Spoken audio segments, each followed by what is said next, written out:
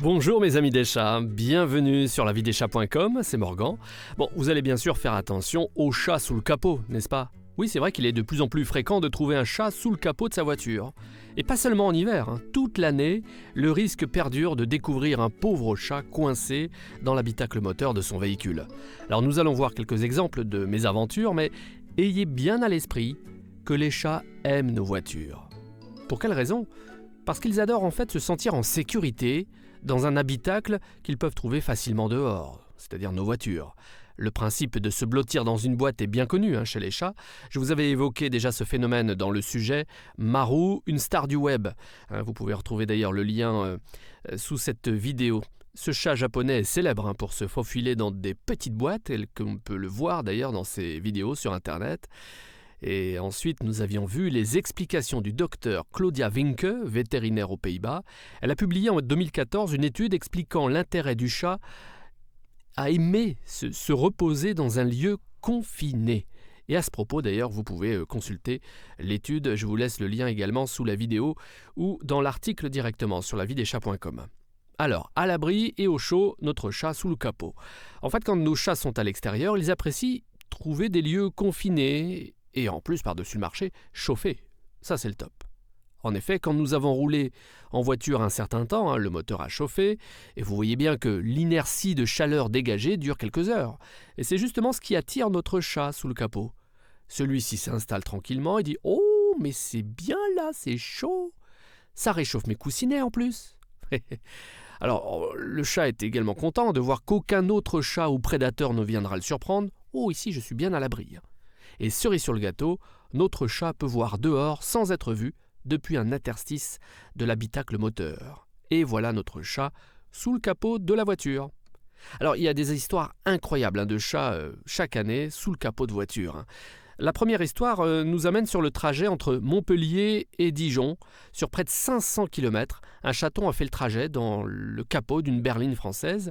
Le propriétaire du véhicule l'avait entendu déjà en roulant des miaulements. Il s'est arrêté sur une aire d'autoroute et il a aperçu un chaton. Mais il n'a pas pu l'atteindre.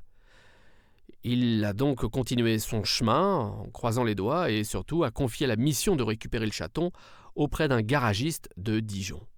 Eh bien, lui non plus, le garagiste, n'a pas pu atteindre le tout petit chaton logé dans un petit espace inaccessible vraiment. Du bout des doigts, il pouvait à peine le toucher. Le garagiste propose alors au conducteur de lui laisser le véhicule toute la nuit. Très bien, et lui laisse une gamelle d'eau et une ration de pâté. Le lendemain matin, les gamelles ont été vidées. Tiens, mais malheureusement, le chaton reste hors d'atteinte. Il est même introuvable. Il est où ce chaton ? C'est seulement en fin de matinée qu'un collègue du garage trouve le chaton blotti contre la batterie d'un autre véhicule. Oui, le chaton avait changé de voiture durant la nuit. Bon, finalement, ce chaton miraculé a été adopté par le conducteur du véhicule lui-même.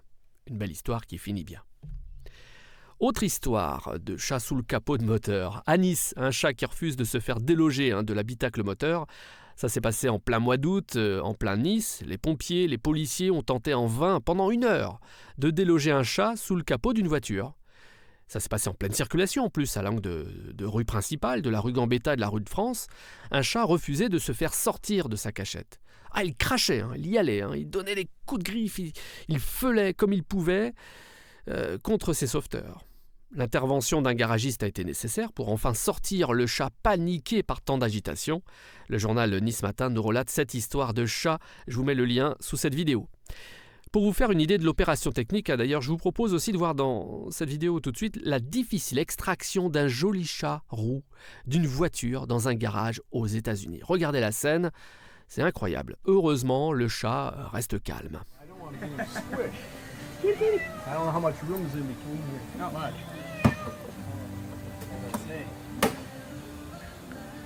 Oh, he's coming. That's a good-sized cat. Yeah, dude. He's a big one. Well, he ain't trying to claw me. So. He's just holding on. Yep. Come on, kitty, kitty. He's a big one. Jesus. Support. Don't feel so bad. Come on. Make sure his legs aren't crossed. Voilà donc pour ce chat roux extrait de cette voiture où il avait trouvé un bon logement, mais ça se termine bien. L'histoire de Sarah également, qui sauve le chat Thomas de sa voiture. Sarah, en fait, a été stupéfaite d'entendre, au retour de ses courses au supermarché, miaou, un miaulement venir de sous le capot de sa voiture. Elle est sur le parking, elle ouvre le capot et découvre un chat coincé complètement dans l'habitacle moteur, comme on peut le voir. Elle demande de l'aide aux passants, puis ensuite aux employés du magasin. Ah, l'opération n'a pas été simple. Non. Sarah a dû pousser le chat par l'arrière pendant qu'un employé du supermarché tentait de tirer le chat à lui. Ouh, pas évident. Aussitôt libéré, le chat s'est blotti sur les genoux de Sarah.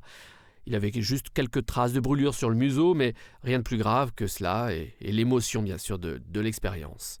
Sarah, en fait, a reconnu le chat Thomas qu'elle avait aperçu chez elle 2 ans plus tôt. Elle a donc hébergé son chat clandestin le temps d'une adoption. Le site du Daily Mail relate d'ailleurs cette histoire de Thomas et Sarah. Je vous mets le lien également sous la vidéo. Voilà mes amis des chats, bon, je pense que vous avez maintenant à l'esprit de tapoter sur le capot de votre voiture avant de partir au matin, pensez-y. Merci infiniment de votre fidélité. Je vous rappelle aussi que le guide pratique d'un nouveau chat est pour vous, 150 pages de conseils, c'est gratuit, vous pouvez le télécharger, vous mettez simplement votre prénom et votre email sur lavideschats.com. Je vous mets le lien direct d'accès justement sous cette vidéo également. Et je vous remercie également de liker également cette vidéo si vous l'avez aimée, si vous avez apprécié ces histoires. Je vous dis à très très vite mes amis des chats. Merci.